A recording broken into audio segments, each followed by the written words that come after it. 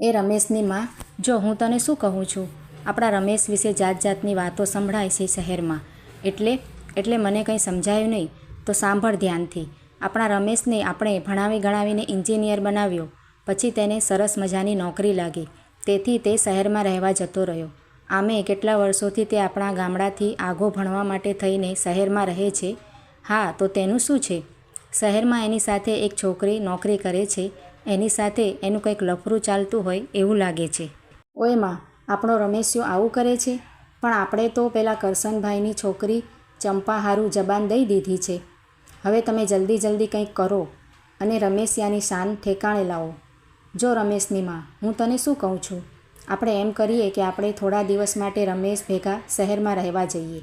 ત્યાં જઈને પહેલાં બધું પૂરેપૂરું જાણી લઈને પછી રમેશને વાત કરશું ચંપા સાથે લગ્ન કરવાની. હા, રમેશના બાપુજી, બધું જલ્દી કરો. પણ અહીંયા આપણું ખેતી ને બધું કામ કોણ સંભાળશે? એ તો હું કરશનભાઈને જ કહી દઉં છું.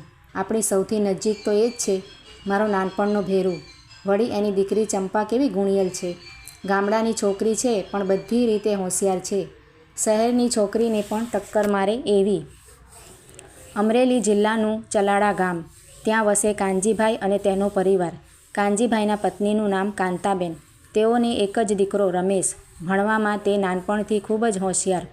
કારમી ગરીબીમાં પણ કાનજીભાઈએ તેને ભણાવી ગણાવી એન્જિનિયર બનાવ્યો. ઘણા વર્ષોથી તે અભ્યાસ માટે થઈને અમદાવાદ રહેતો હતો.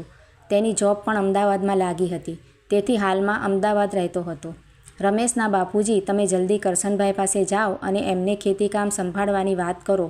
હું પણ જલ્દી અમદાવાદ જવાની તૈયારી કરવા માંડું છું, કાંતાબેન બોલ્યા. કાનજીભાઈએ કરશનભાઈ પાસે જઈને બધી જ સાચી વાત કરી દીધી. તે બંને બાળપણના ભેરું હતા. કોઈ એકબીજાથી કોઈ વાત ક્યારેય છુપાવતા નહીં. આમે ગામડાના લોકો ભોળા હોય. એમના દિલમાં કપટ ન હોય.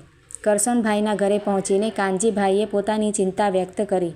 ત્યારે કરશનભાઈ બોલ્યા, કાનજી, તું જરા પણ ચિંતા કરીશ નહીં. એટલે જ તો આવ્યો છું તને હંધીએ વાત કરવા. આજ અમે 2 રાતની બસમાં અમદાવાદ જઈએ છીએ. થોડા દિવસ રોકાઈને બધીએ તપાસ કરી લઈશું. પછી તારી દીકરી ચંપા વિશે રમેશને વાતે કરી દઉં. બરાબર ને? એટલે થોડા દિવસ મારી ખેતીનું કામ તું સંભાળજે અને ઘરનું પણ ધ્યાન રાખજે. લ્યો કાકા, આ ગરમાગરમ ચા પી લ્યો. આદુ મસાલાવાળી સ્પેશિયલ. ઓહો દીકરી ચંપા, ચા બનાવી? લાવ, તારા હાથની ચા તો મને બહુ ભાવે છે હો. ચા પીને કાનજીભાઈ ત્યાંથી નીકળી પોતાના ઘરે ગયા. રમેશના બાપુ આવી ગયા. કહી દીધું કરશનભાઈને હંધુય? આપણા રમેશની પેલી શહેરવાળી છોકરી વિશે વાતે કરી દીધી ને? હા, મેં તો કહી જ દીધું બધુંએ. પણ કરશનભાઈ કહે, સાંભળેલી બધી વાતો કાંઈ સાચી ન હોય. ક્યારેક તો નજરે જોયેલું એ જૂઠ્ઠું હોય. બરાબર તપાસ કર્યા વિના કંઈ ન કહેવાય. એ સારું કર્યું. કરશનભાઈને બધુંએ કહી દીધું. બાળપણના ભેરુથી કોઈ વાત ન છુપાવાય. પેટ છૂટી વાત કરી જ નખાય. બસનો ટાઈમ થઈ જતાં બંને પ્રાઇવેટ ટ્રાવેલ્સમાં નીકળી ગયા અમદાવાદ જવા માટે. કાંતા, તું કાંઈ ભૂલતી તો નથી ને? બધુંએ લઈ લીધું ને? હા રમેશના બાપુ. હાલો હવે ઉતાવળા થાવ, બસનો ટાઈમ થઈ ગયો છે. હા, અબઘડી આવ્યો. મારો ફોન અંદર રહી ગયો છે. હા, જાઓ ઝટ કરજો પાછા અને રમેશને ફોને કરી દેજો કે રાતની ટ્રાવેલ્સમાં નીકળ્યા છીએ. સવારે 7 વાગે પહોંચી જઈશું. રમેશને ફોન કરીને બંને જણા નીકળે છે. બસ સમયસર હતી. કાનજીભાઈ અને કાંતાબેન બંને એકદમ સિદ્ધાંતવાદી અને ચારિત્ર્યવાન તથા વ્યવહારુ હતા. ગામમાં તેમની ખૂબ સારી પ્રતિષ્ઠા હતી. પહેલાં તો ખૂબ ગરીબીમાં જીવ્યા, પણ પછી તો ખૂબ ખંતથી ખેતીકામ કર્યું. તેથી આર્થિક પ્રોબ્લેમ બધા જ સોલ્વ થઈ ગયા. હવે તો રમેશનો પણ પગાર સરસ થઈ ગયો હતો. તેથી તેઓને રમેશની પણ ચિંતા નહોતી. કાનજીભાઈ 7 ધોરણ જ પાસ હતા, પરંતુ જ્ઞાન ખૂબ જ હતું તેમનામાં. ભણેલા ઓછું હતા પણ ગણેલા ખૂબ જ હતા. થોડું અંગ્રેજી પણ જાણતા હતા અને મોબાઈલમાં તો ઘણું ખરું શીખી ગયેલા. જ્યારે કાંતાબેન બહુ ભણેલા નહીં, 3 ચોપડી માંડ ભણ્યા હતા, પણ વાંચતા લખતા આવડતું. રમેશને પણ તેના મા બાપ સાથે ખૂબ જ લગાવ હતો. આજ સુધી ક્યારેય તેણે કાનજીભાઈની વાત ન માની હોય તેવું બન્યું ન હતું. મા બાપનો પડ્યો બોલ ઝીલી લેતો. મા બાપના બધા જ ગુણો તેનામાં હતા. તે પણ સિદ્ધાંતવાદી, સત્યનિષ્ઠ અને પવિત્ર હતો. પોતાના મા બાપથી કોઈ વાત ક્યારેય છુપાવતો નહીં અને એકદમ સીધો સાદો હતો. કોઈ જાતની લુચ્ચાઈ તેનામાં નહીં. 6:45 બસ અમદાવાદ પહોંચી ગઈ. રમેશ બસ સ્ટોપ પર સામે લેવા આવ્યો હતો. પોતાના દીકરા રમેશને જોઈને કાંતાબેન બોલ્યા, લે દીકરા, તે ધક્કો શું કામ ખાધો? અમે પહોંચી જાત તારા ઘરે દીકરા. ના બા, તમે પહેલી જ વાર અમદાવાદ આવો છો અને આટલા મોટા સિટીમાં કદાચ તમને ઘર ગોતવામાં તકલીફ પડે, તેથી હું આવી ગયો. બધા સાથે ઘરે પહોંચે છે. ચા નાસ્તો કર્યા બાદ રમેશ તેના બાપુજીને પૂછે છે, બાપુજી, તમે કેમ આમ અચાનક અમદાવાદ આવ્યા? કોઈ ખાસ કામ? કાનજીભાઈએ કહ્યું, હા દીકરા, હવે તો કામ ખાસ જ હોય ને. દીકરો ભણી ગણીને નોકરીએ લાગી જાય પછી મા બાપને તો એમ થાય ને કે ઘરમાં હવે દીકરાની વહુ પણ આવી જાય. ઘરમાં રોટલા ઘડવાવાળી અને ઘર સાચવવાવાળી અને તારું ધ્યાન રાખવાવાળી હોય તો અમારી ચિંતા હળવી થાય ને. પણ બાપુજી, હજી તો મારી નોકરીને ક્યાં જાજો સમય થયો છે. મને થોડા પૈસા કમાવી લેવા દો, પછી વિચારજો લગ્નનું. બાપુજી, નાનપણથી તમે આર્થિક બોજો ઉપાડતા આવ્યા છો, પણ હવે હું તમારા ઉપર બોજ બનવા નથી માગતો. પહેલું કામ કમાવાનું, પછી લગ્ન, અને મારા લગ્નનો બધો જ ખર્ચો હું ઉપાડીશ. દીકરા, પૈસાની તું ચિંતા ન કર. હવે તો મારી પાસે પુષ્કળ પૈસા છે. આટલી તો જમીન છે ત્યાં ગામડે, તેથી તું ચિંતા ન કર. હવે અમે તારા માટે કન્યા જોવાની શરૂ કરી દીધી છે. બસ જલ્દીથી તારા હાથ પીળા કરી દઈએ એટલે માથેથી બોજો ઉતરે અને ઘરમાં રૂમઝૂમ કરતી એક વહુ આવી જાય એટલે નિરાંત. પણ બાપુજી, હું તમને એક વાત કહેવા માગું છું. મહેરબાની કરીને તમે બંને શાંતિથી સાંભળજો, ગુસ્સે ન થતા. હા બોલ ને દીકરા, શું વાત કરવી છે? બાપુજી, તમારે ગામડાવાળી છોકરી શોધવાની જરૂર નથી. હું લગ્ન તો શહેરની છોકરી સાથે જ કરીશ, કેમ કે ગામડાની છોકરીઓને કશી ગતાગમ ન હોય, જ્યારે શહેરની છોકરીઓ સ્માર્ટ હોય. વળી હું એન્જિનિયર છું તો મારી સાથે મારા જેવી ભણેલી હોય તેવી જ છોકરી વધારે યોગ્ય રહે, કેમ કે મારું મિત્રમંડળ પણ એવું જ હોય જ્યાં ભણેલા ગણેલા અને શહેરનું કલ્ચર ધરાવતા લોકો હોય.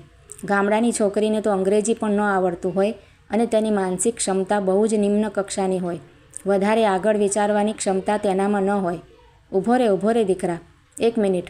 કાનજીભાઈ બોલ્યા, શું તું ગામડામાં રહેતો હતો એ બધું ભૂલી ગયો? શું તારી મમ્મીની માનસિક ક્ષમતા નિમ્ન કક્ષાની છે? તું આવું ક્યારથી વિચારતો થઈ ગયો? શહેરમાં વસવા માંડ્યો એટલે હવે તને ગામડાના લોકો અભણ અને નીચા લાગવા માંડ્યા?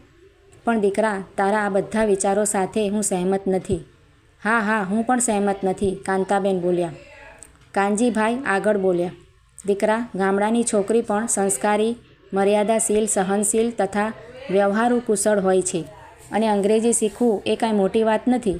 એ તો લગ્ન પછી તું પણ શીખવાડી શકે. જે સદ્ગુણો ગામડાની છોકરીમાં હોય તે શહેરની છોકરીમાં ન હોય. અને હા, તું કહે છે કે એન્જિનિયર છોકરી જોઈએ, તો એન્જિનિયર ગોતવી ક્યાંથી? અને આ શું? એ તો કરે છે ક્યારનો. જે કહેવું હોય એ કહી દે ને મૂંઝાયા વગર, હું સાંભળું જ છું. બાપુજી, મને અહીં એક છોકરી ગમે છે. તેનું નામ રાગિણી છે અને તે મારી ઓફિસમાં જ કામ કરે છે અને હું પણ એને ગમતો હોઉં એવું લાગે છે. અમે બંને અત્યારે તો માત્ર સારા મિત્રો જ છીએ. એનાથી વાત આગળ વધી નથી. કાનજીભાઈએ પૂછ્યું, શું તું એના ઘરનાને મળ્યો છે ક્યારે? તેને તે ઓફિસ સિવાય બીજે ક્યાંય જોઈ છે કદી? ના બાપુજી, અમે ખાલી ઓફિસમાં જ મળીએ છીએ અને કોઈ વખત બહાર સાથે નાસ્તો કરવા કે ક્યારેક જમવા માટે પણ જઈએ છીએ. દીકરા, એટલામાં માણસની પરખ ન થાય કોઈ દિવસ. શું તું એના ઘરના વિશે કંઈ જાણે છે? મને કોઈ વાંધો નથી શહેરની છોકરી સામે અને બીજી નાતની હોય તો પણ, પરંતુ એની પરખ તો કરવી જ પડે અને મારી પુત્રવધૂની પરખ હું જ કરીશ. મને તું તારી ઓફિસે લઈ જજે તેને મળવા માટે. પણ મારી એક વાત સાંભળી લે. મારી પરીક્ષામાં તે નાપાસ થઈ તો વાત ત્યાં જ પૂરી અને પછી તારે મારી વાત માનવી પડશે. રમેશે કહ્યું, મને તો લાગે જ છે કે તે ખૂબ સંસ્કારી અને ગુણિયલ છે. બાકી વડીલ તો તમે છો, તમે પરખ કરો એ બરાબર જ હોય. ભલે બાપુ, કાલે પાક્કું. બીજા દિવસે સવારે ઓફિસનો ટાઈમ થતાં કાનજીભાઈ અને રમેશ બંને સાથે નીકળ્યા ઓફિસ જવા માટે. બંને જ્યારે ઓફિસે પહોંચ્યા તો મોટા ભાગનો સ્ટાફ આવી ગયો હતો. રાગિણી પણ હાજર હતી. બરાબર રમેશની બાજુના ટેબલ પર તે વર્ક કરતી હતી. રમેશને જોઈને તરત જ ગુડ મોર્નિંગ કર્યું. રાગિણીએ તરત જ હાથ મિલાવ્યા રમેશ સાથે. કાનજીભાઈને રમેશની સાથે જોતા અણગમાના ભાવ સાથે રાગિણી પૂછે છે, હુ ઇઝ હી રમેશ? રમેશે જવાબ આપતા કહ્યું, તેઓ મારા બાપુજી છે. ગઈકાલે જ ગામડેથી અહીં આવ્યા છે તો હું એમને ઓફિસ બતાવવા લાવ્યો છું. Okay, that's very good. રાગિણીએ ન તો કાનજીભાઈને સ્માઇલ આપ્યું ન તો નમસ્તે કર્યું અને કાનજીભાઈ જેવા વડીલની હાજરીની નોંધ લીધા વિના જ પોતાનું વર્ક કરવા માંડી. કાનજીભાઈએ બરાબર એ વાત નોટિસ કરી. જો કે રમેશને પણ રાગિણીનું આ વર્તન થોડું અજુગતું તો લાગ્યું જ. કાનજીભાઈને તો આજે રાગિણીની પરખ જ કરવી હતી, તેથી તેમણે સામેથી જ રાગિણી સાથે વાત ચાલુ કરી. વાતમાં એમણે ઘણી જ કામની બાબત જાણી લીધી. બધું મનમાં જ રાખ્યું. રમેશને કશું જ ના કહ્યું. રમેશે ઓફિસ સ્ટાફના બીજા લોકો સાથે પણ કાનજીભાઈનો પરિચય કરાવ્યો. બધાએ કાનજીભાઈને આદર સાથે નમસ્તે કર્યું, જે કાનજીભાઈને ખૂબ ગમ્યું.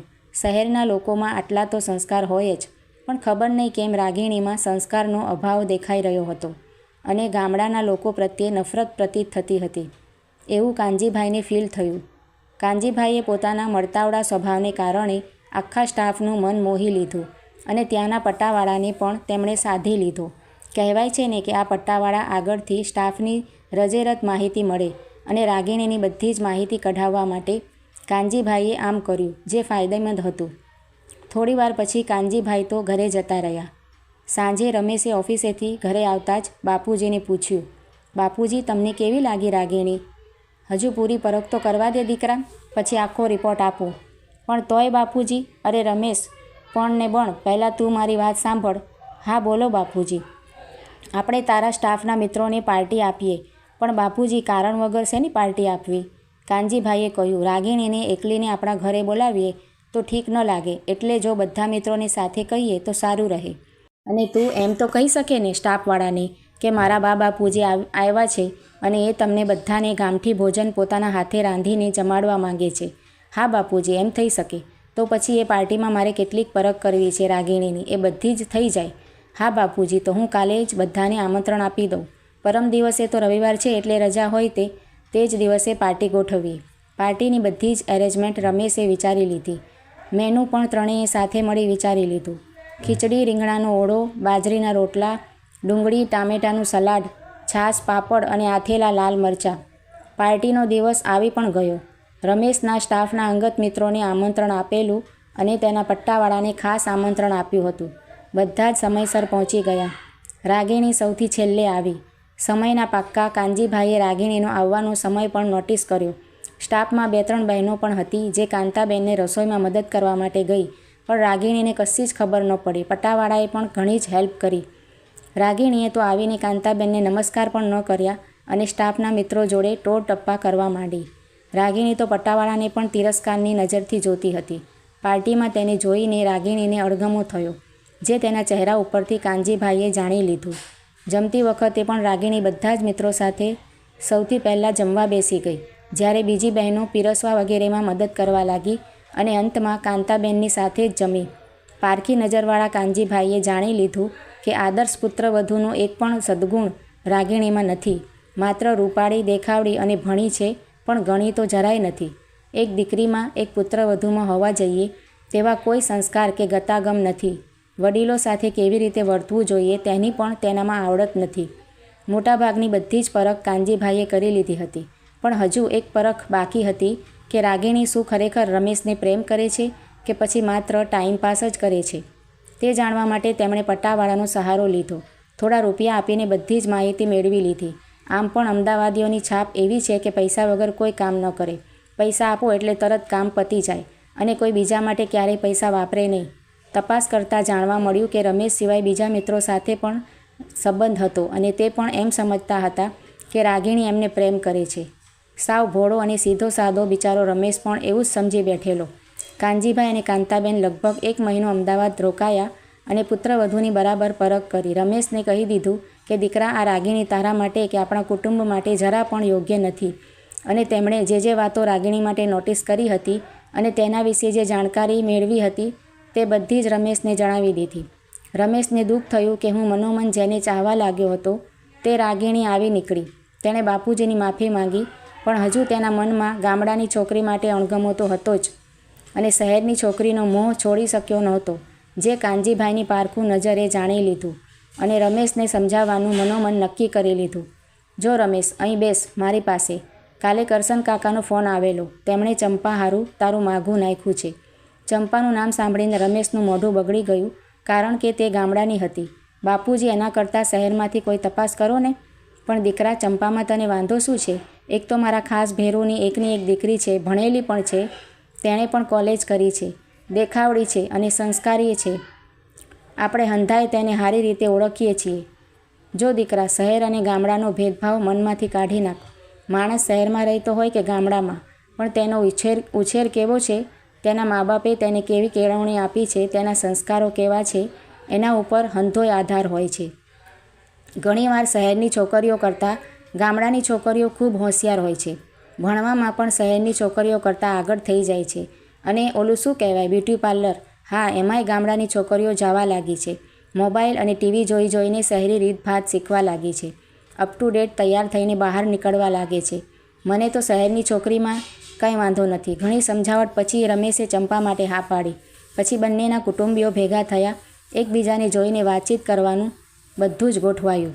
કરશનભાઈને કાનજીભાઈ ભલે ગામડાના રહ્યા, પરંતુ ફોરવર્ડ વિચારસરણી ધરાવતા હતા.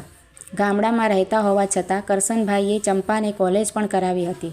એટલે ચંપા ભણેલી તો હતી જ, સાથે સાથે ચારિત્ર્યવાન, ગુણવાન, સહનશીલ અને ખૂબ સમજદાર પણ હતી.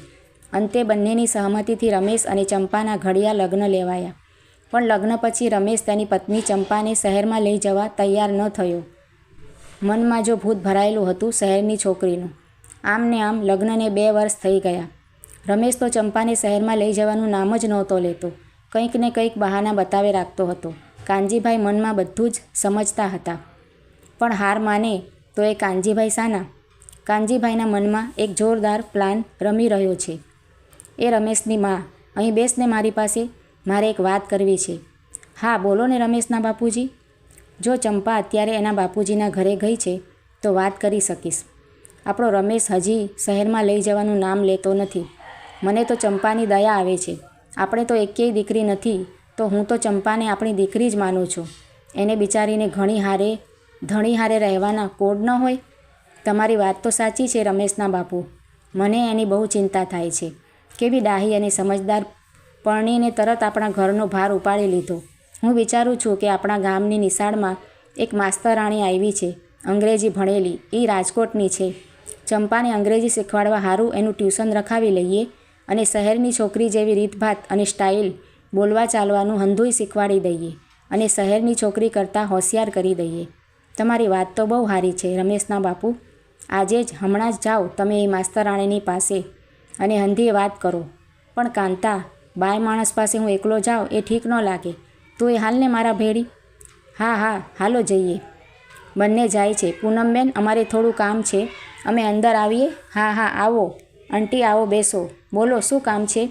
અમે ઈચ્છીએ છીએ કે અમારી વહુને અંગ્રેજી લખતા વાંચતા બોલતા આવડી જાય, કપડાં શહેરની છોકરીઓ જેવા પહેરતા આવડી જાય અને અસલ શહેરની હોય એનાથી સ્માર્ટ થઈ જાય, એવું કરવું છે. તમે ચંપાને એ બધું શીખવાડશો? મેડમ ખૂબ જ ભલા હતા. શિક્ષિકાની સાથે સમાજસેવિકા હતા અને ગામડાઓનો ઉદ્ધાર કરવા માટે ખૂબ જ કાર્યશીલ હતા. તેમણે તરત હા પાડી દીધી અને કાનજીભાઈને કહ્યું, જુઓ ભાઈ, અંગ્રેજી લખતા વાંચતા બોલતા બધું એ હું શીખવાડી દઈશ. હું ઘરે આવીને રોજ 1 કલાક ટ્યુશન આપીશ. પણ આ શહેરની સ્ટાઇલ માટે personality development class, grooming class વગેરે શહેરમાં ચાલતા હોય છે. એ વળી શું કહેવાય બેન? ખબર ન પડી. તેમાં છોકરીઓને એકદમ સ્માર્ટ બનાવવી, બધી સ્ટાઇલ, પહેરવેશ, બોલવા ચાલવાની, ખાવા પીવાની રીતભાત બધું જ શીખવાડે. પણ એના માટે રાજકોટ રહેવું પડે. બધી વાત કરી બંને ઘરે પહોંચ્યા ત્યાં તો ચંપા આવી ગયેલી. તેણે તરત જ બંનેને પાણી આપ્યું અને પૂછ્યું, બા બાપુજી તમારી ચા કરી દઉં? ના દીકરી, અમારે ચા નથી પીવી, તું આ બેસ અમારી પાસે, અમારે થોડી વાત કરવી છે તારી સાથે. હા બાપુજી, પણ મારી કંઈ ભૂલ થઈ છે? ના રે ના દીકરી, તું તો ક્યારેય ભૂલ કરે એવી જ નથી. ભૂલ તો અમારો દીકરો રમેશિયો કરે છે. લગ્નના 2 વર્ષ પછી તને શહેરમાં રહેવા લઈ નથી જતો અને એકલો રહે છે. હું સમજી ગયો છું એનું કારણ. તને શહેરની રીતભાત નથી આવડતી ને, તું ગામડાની છે ને એટલે. પણ દીકરી, અમે તો શહેરની રીતભાત તને શીખવાડીને અસલ શહેરની બનાવવા માગીએ છીએ. કાનજીભાઈને કાંતાબેન એક સાથે જ બોલી ઉઠ્યા. પૂનમબેન 3 મહિના સુધી ઘરે ટ્યુશન આપવા આવ્યા અને ઘણું ખરું ચંપાને બોલતાય આવડી ગયું. પછી 3 મહિનાનો પર્સનાલિટી ડેવલપમેન્ટનો કોર્સ કરવા પૂનમબેન સાથે રાજકોટ ગઈ. પૂનમબેને બધી વ્યવસ્થા કરી દીધી. સાથે સાથે સ્પોકન ઇંગ્લિશના ક્લાસ પણ કરાવી દીધા. ટ્રેનિંગ પૂર્ણ થતાં તે ચંપામાંથી ચાંદની બની ગઈ. કડકડાટ અંગ્રેજી બોલતા શીખી ગઈ. શહેરની બધી જ રીતભાત તેને આવડી ગઈ અને ઘરે પાછી આવી. કાનજીભાઈ અને કાંતાબેન તો તેને જોઈને દંગ જ રહી ગયા. હવે તો કાનજીભાઈ તથા કાંતાબેને તેને જીન્સ ટોપ વગેરે પણ પહેરવાની છૂટ આપી દીધી.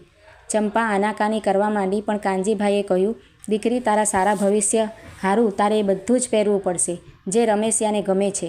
અમે તને અમદાવાદ મૂકવા આવીએ છીએ. તારો સામાન પેક કરી લે. અમે તારા માટે સ્માર્ટફોન પણ લઈ લીધો છે. લે દીકરી. સાસુ સસરાની વાત સાંભળીને ચંપાની આંખમાંથી તો હરખના આંસુડા ખરી પડે છે. તે કાનજીભાઈ તથા કાંતાબેનને વળગી પડે છે અને કહે છે, બા બાપુજી, તમે તો સાચા અર્થમાં મારા મા બાપ બની ગયા છો. સાસુ સસરા રૂપે તમને પામીને હું ગર્વ અનુભવું છું. બાપુજી, મને કદાચ રમેશ જિંદગીભર પણ ન અપનાવે ને તો પણ હું તમારા બંનેની સેવા કરતાં કરતાં મારી જિંદગી કાઢી નાખીશ. ના દીકરી, એવું ન બોલ. રમેશિયો તને અપનાવે શેનો નહીં. આપણે આજ જ રાતની બસમાં જ અમદાવાદ જવાનું છે. બધા અમદાવાદ જવા નીકળે છે. સવારે અમદાવાદ પહોંચીને રમેશના ઘરે જઈને બેલ વગાડે છે. રમેશે બારણું ખોલ્યું અને કહ્યું, બા બાપુજી, તમે આમ અચાનક? અને આ મેડમ? અરે રમેશ, તે મેડમના કાપેલા વાળ જ જોયા છે. એનો ચહેરો તો જો ધ્યાનથી. રમેશ જુએ છે કે એ તો ચંપા છે અને જોતાં જ વળગી પડે છે. કાનજીભાઈ અને કાંતાબેન તો દીકરા વહુનું એ સ્નેહ મિલન જોઈ હર્ષના આંસુ સાથે ઘરની અંદર ચાલ્યા જાય છે. મિત્રો, આ વાર્તા તમને કેવી લાગી છે તે કમેન્ટ કરીને જરૂરથી જણાવજો. અને જો સારી લાગી હોય તો વિડીયોને એક લાઇક કરીને આવી જ બીજી વાર્તાઓ જોવા માટે મારી ચેનલને સબસ્ક્રાઈબ કરજો.